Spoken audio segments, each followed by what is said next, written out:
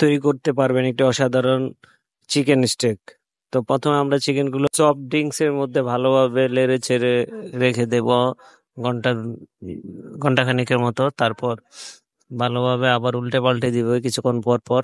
পাল্টে দেওয়ার পর চিকেন গুলোকে ভালোভাবে সেখান থেকে নিয়ে এনে চিকেনের হাড়গুলোকে সরিয়ে এভাবে ভালোভাবে ছুরি দিয়ে থেতলে নিতে হবে।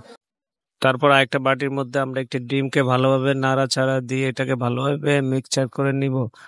মিক্সচার করা শেষ হওয়া পর্যন্ত আমরা একটি পাত্রের ভিতরে, তারপর আরেকটা বাটির মধ্যে চিকেন দিয়ে এর মধ্যে আপনার অনিয়ন্স লিভস, সয়া সস, একটু অলিভ অয়েল, একটু গুঁড়ো মরিচ, স্বাদ মতো একটু ময়দা দিয়ে ভালোভাবে মেখে একটি পাত্রের ভিতরে এটাকে ভালোভাবে ভাজতে হবে।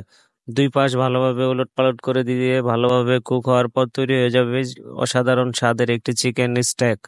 এটা খেতে খুবই সুস্বাদু, দেখতে খুবই চমৎকার। বাড়িতে বানিয়ে ট্রাই করতে পারেন।